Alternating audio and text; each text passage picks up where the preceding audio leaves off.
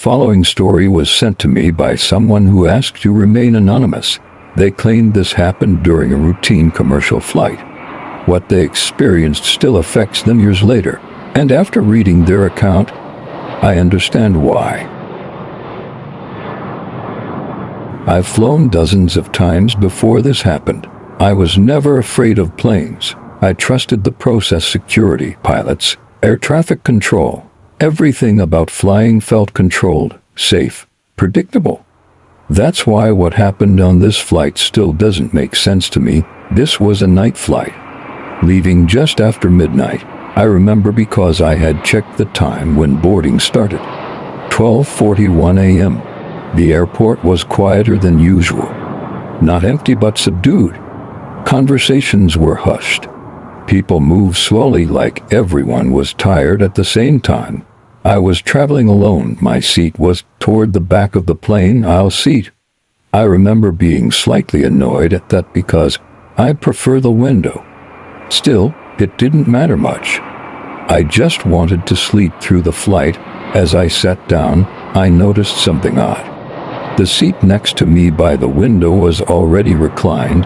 That might not sound strange, but no one was sitting there. The seatbelt was buckled.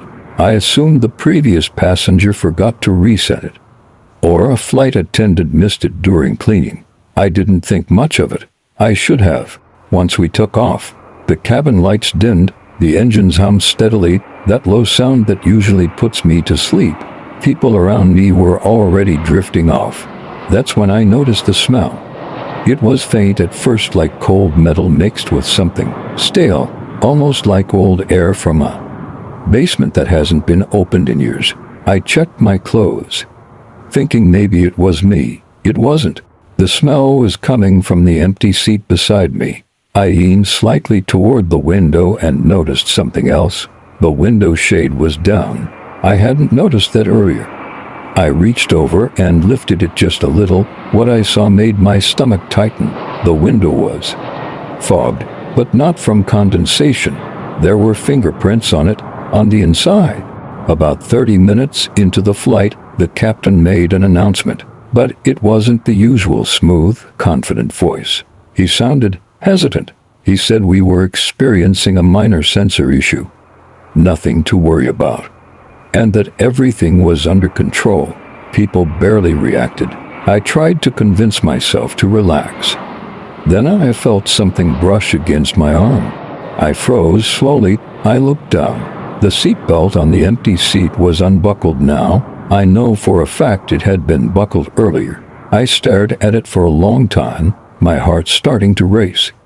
Then I heard breathing, not loud, not obvious, just close, right next to me. I pressed the call button for a flight attendant. When she came, I asked her quietly if anyone was assigned to the seat next to me. She checked her tablet and frowned. "No," she said. "That seat's empty."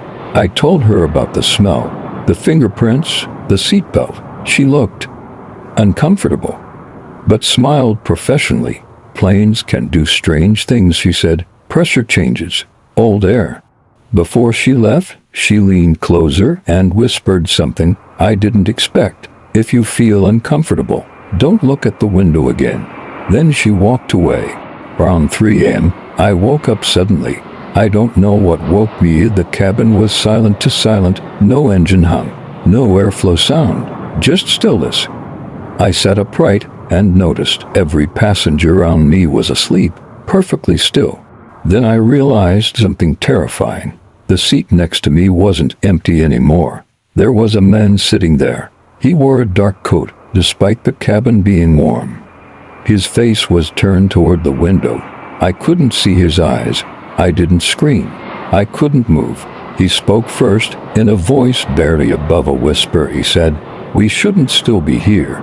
I stood up and nearly ran to the back of the plane where two flight attendants were whispering urgently. When they saw my face, they stopped talking. I asked them who the man next to me was. They didn't answer right away. One of them asked me a question instead. "Did he talk to you?" I nodded. Her face went pale. She told me something I will never forget. Earlier that night, during boarding, A man with no boarding pass had been found sitting on the plane. Security removed him, or so they thought. Minutes later, the captain made another announcement. This time his voice was shaking. He said we were not where we were supposed to be. Our instruments didn't match our location. We were flying, but not on any known flight path. That's when the cabin lights flickered. The man beside me leaned closer and whispered, "I never made it off this plane." We landed eventually. Emergency vehicles surrounded the plane. Police boarded immediately. They asked everyone to remain seated. When they reached my row, they stopped. The seat next to me was empty. Again, one officer showed me something on his tablet, a photo. It was of a man who died 10 years earlier, on a flight with the same number, same route, same seat, the one next to mine. I still fly, but I never sit next to the window anymore. And every time the lights dim, I listen carefully, because sometimes I swear I can still hear someone breathing beside me. If you're listening to this on a flight, check the seat next to you.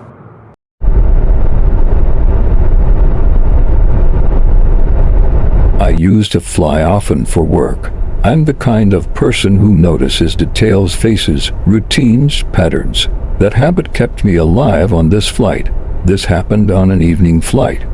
A little after sunset, the airport was busy but tense. Like everyone was rushing for no clear reason, my flight was delayed, no explanation. Just a screen that kept flashing delayed, awaiting crew. Eventually, boarding started. What struck me immediately was how young the crew looked, especially the co-pilot. He couldn't have been older than 25. He avoided eye contact with passengers. I remember thinking it was strange, but not alarming. Yet, as people settled in, I noticed a man 3 rows ahead of me. He kept turning around, not casually, intentionally. Every time our eyes met, he looked away fast, like a child caught doing something wrong. At one point, he mouthed something. I didn't understand it. During the safety demonstration, I noticed something else. The co-pilot never spoke. The captain handled everything alone. That's unusual. I fly enough to know that.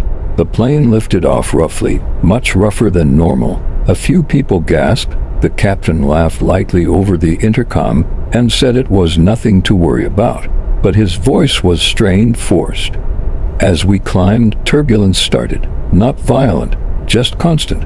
The kind that never lets you relax. Then the seatbelt sign stayed on for a long time. Too long. About 40 minutes into the flight, a flight attendant stopped next to my row. She dropped something, a folded piece of paper. She picked it up quickly, but not before I saw writing on it. It said, "Watch the cockpit." She noticed I saw it. Our eyes met. She shook her head slightly. Not no, more like, don't.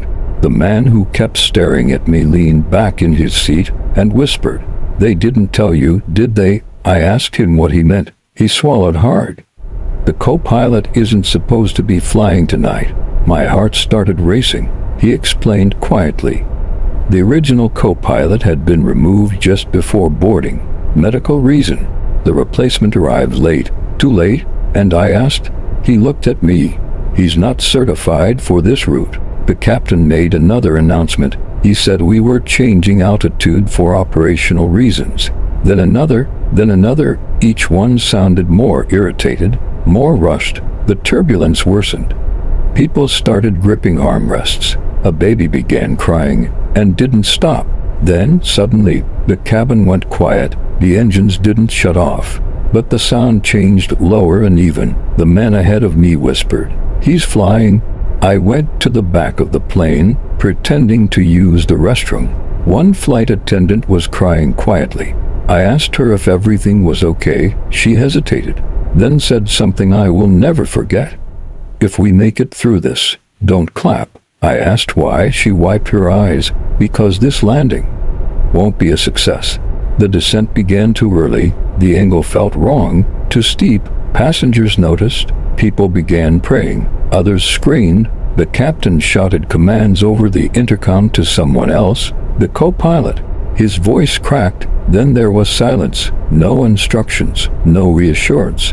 Just the sound of wind screaming past the aircraft. We hit the runway hard. Harder than anything I've ever felt. Oxygen masks dropped, luggage flew. The plane bounced, then slammed down again. Somehow, we stopped. People cried. People screamed. Some didn't move at all. Emergency crews surrounded the plane. We were evacuated immediately. In the terminal, police separated the crew from passengers. I overheard a paramedic say he'd blacked out during final descent. They weren't talking about the captain. Later, while giving my statement, an official asked me a strange question. Did anyone tell you to watch the cockpit? My stomach dropped. I asked why. He didn't answer. Weeks later, I looked up the flight. There was no news, no report, no mention of injuries. But I found something else. The co-pilot's name. He had failed his last evaluation multiple times. He was grounded, but someone signed him off anyway. That signature, it didn't belong to the captain. I still have that note. Watch the cockpit. Sometimes I wonder if the flight attendant hadn't warned someone, would we have landed at all? I still fly, but I watch the crew now closely because sometimes the most terrifying thing on a plane isn't the weather. If you think this kind of thing can't happen, this isn't the only story I've received like this.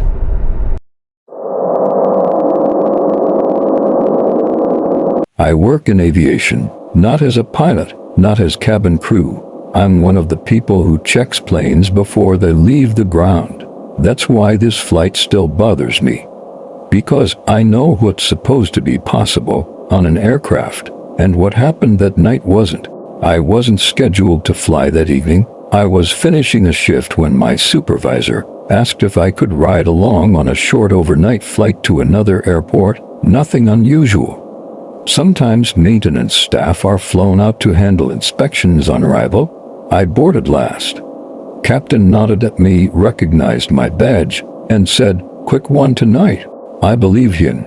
I took a seat near the back, close to the rear galley. That's when I noticed the first problem.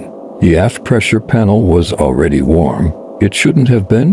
While passengers settled in, I watched the flight attendants go through their routines. Everything looked normal. To normal. I checked the cabin pressure display above the rear jump seat. It flickered for half a second, just long enough for me to see a number that didn't make sense. Then it went back to normal. I told myself it was a calibration hiccup. Planes do that. Still, I kept my eyes open. The plane took off smoothly, no issues. Climbing felt normal. Cabin pressure stabilized. Lights dimmed. People relaxed. About 15 minutes in, I felt something subtle, a shift in the air. Not turbulence, not vibration, pressure, like the cabin exhaled, then inhaled again. No alarms, no announcements, but my ears popped hard. That shouldn't happen at cruising altitude. At first, I thought it was airflow, then I realized it was rhythmic. A low, metallic thud far away, coming from beneath the floor. Every few minutes, I watched passengers. No reactions. I leaned closer to the wall. The sound wasn't from outside the aircraft, it was inside it. I quietly asked a flight attendant if anything unusual had been reported. She smiled automatically and said no. Then she leaned closer and whispered, "Are you hearing it too?" That's when my stomach dropped. She told me maintenance had flagged a false pressurization alert. Earlier that day, it cleared itself. No fault found. Plane released. Sometimes, she said, the system thinks there's someone where there isn't. I asked her what she meant. She didn't answer. About 30 minutes into the flight, the captain made an announcement: routine, altitude, weather, flight time. But halfway through, he stopped, paused, then continued like nothing happened.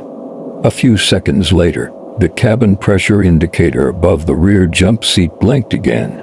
This time it showed compartment pressure active. That compartment wasn't supposed to be pressurized. Most passengers don't know this. Some aircraft have a small equipment crawl space beneath the cabin floor. It's not for people. No seats, no oxygen, no access during flight. It's sealed once the plane leaves the gate. Except, the sensor said it wasn't empty. The thudding returned, closer now, then stopped. Suddenly, the cabin temperature dropped, not dramatically, just enough for people to shift in their seats. I watched condensation form briefly on the rear wall. That meant airflow, air moving from somewhere. It shouldn't. I was invited forward to the cockpit, quietly, no announcements. The captain looked exhausted. He told me the plane was losing pressure, but only in one place. Not the cabin, not the cargo hold. Somewhere in between, the system kept compensating, correcting something that shouldn't exist. Then the co-pilot said something quietly, "It's doing it again." They told me this wasn't the first time. Other crews had reported phantom pressure readings on previous flights, always overnight, always temporary, always ignored. Planes don't ground themselves for things that disappear. But tonight, it wasn't disappearing. Without warning, the thud came again, much louder. The cabin lights flickered, oxygen masks didn't drop. Instead, a single warning light illuminated on the overhead panel, manual seal required. That procedure doesn't exist, not officially. The captain stared at it, so did I. We both knew what it implied. Something inside the aircraft needed to be isolated. The captain chose to descend slow, without telling passengers why. As we lost altitude, the pressure stabilized, the warning went out, the sound stopped, relief spread through the cockpit. Too soon, because then the pressure spiked, violently, like something was pushing back. People started coughing, ears popping again. A child began crying uncontrollably. A man stood up, demanding answers. A flight attendant rushed him back to his seat. The captain made an announcement, minor cabin adjustment. His voice cracked. The plane descended faster now. Controlled, but urgent. I felt the pressure shift again. This time accompanied by something else, a smell, cold metal, and breath. Not air, breath. We landed hard but safe. Emergency crews met the plane. Passengers were evacuated quickly, no explanations, no questions answered. I stayed behind with the crew. Maintenance teams opened the access panels beneath the cabin. What they found was never logged officially, but I saw the marks, scratches, from the inside. The aircraft was removed from service quietly, no press release, no incident report passengers could find. Weeks later, I asked my supervisor about it. He said, those compartments sometimes register pressure from residual presence. I asked him what that meant. He told me not to ask again. I still work in aviation, but there's one thing I never ignore now: when a system insists something is there, even when you're told it's empty. Planes don't imagine things. They only react. If you think aircraft systems only respond to mechanical failures, there are reasons crews are trained not to talk about certain warnings.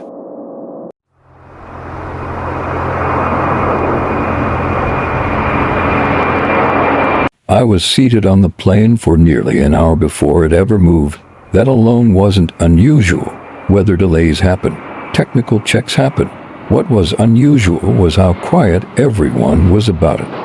No updates, no apologies, no estimated departure time, just silence. I remember looking around and noticing how still the cabin felt, not calm waiting, like everyone knew something was wrong but didn't want to be the first to say it.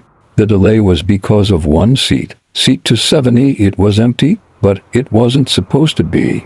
A gate agent walked down the aisle twice, checking seat numbers. Each time she stopped at that seat, frowned, and moved on. Eventually, she spoke quietly to a flight attendant. The flight attendant looked at the seat. Then she looked around the cabin. Then she looked directly at me and quickly looked away. After 40 minutes, the captain finally spoke. He apologized for the delay and said they were resolving a documentation issue. That phrasing stuck with me. Documentation, not mechanical. Not weather, not staffing paperwork. We pushed back shortly after. As we taxied, I noticed something odd. Seat 270 was still empty, but the seatbelt sign above it was on. The takeoff felt normal, smooth climb. No turbulence, cabin lights dimmed, people relaxed, but I couldn't stop thinking about that seat. I don't know why. I tried to distract myself with my phone, but there was no signal. Then, about 20 minutes into the flight, something strange happened.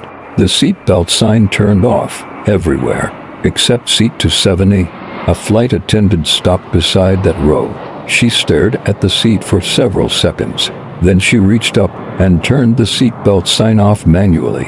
I didn't even know that was possible. She noticed me watching. She leaned in and whispered, "It's fine now." Her voice shook. About an hour into the flight, a man stood up from seat 270, the seat beside the empty one. He flagged down a flight attendant and said something I couldn't hear. The flight attendant stiffened. She nodded once and followed him toward the back of the plane. 10 minutes later, the man returned alone. He sat down and refused to look at the empty seat again. I leaned over and asked him quietly what he said to the flight attendant. He hesitated, then said, "I asked who was sitting there before takeoff. I asked him why." He swallowed. "Because someone buckled in next to me while we were climbing."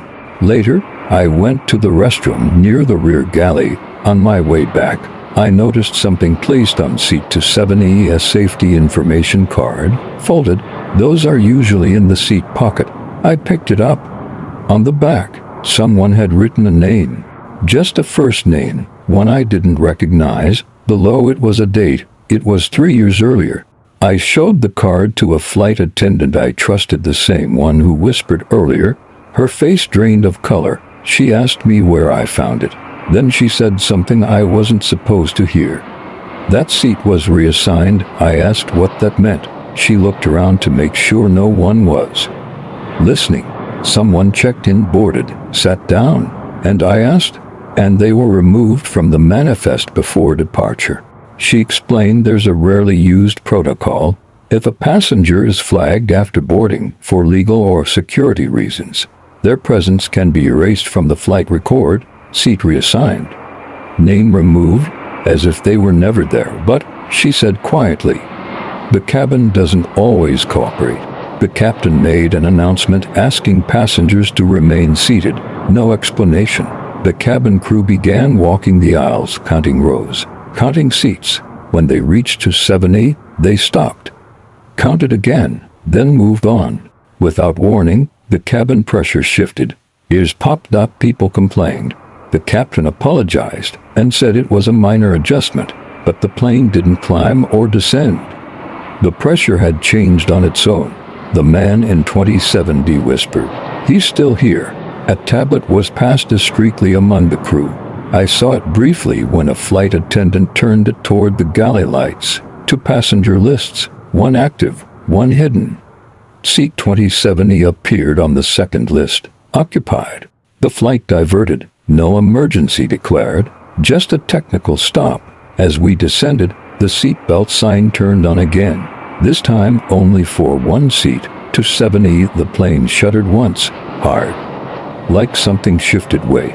We landed safely. Police boarded before anyone could stand. They walked straight to seat 270. One officer bent down, touched the seat cushion, and pulled his hand back quickly. He said, "It's still warm." Passengers were released without explanation. No media, no incident report. Later that night, curiosity got the better of me. I searched the name from the safety card. I found an obituary. The date matched the one written on the card. Cause of death, in-flight medical emergency. Same airline, same seat number. I still fly, but I always check my seat number now, and if the plane ever delays over documentation again, I'll get off. Because sometimes the scariest thing on a plane is the passenger they pretend was never there.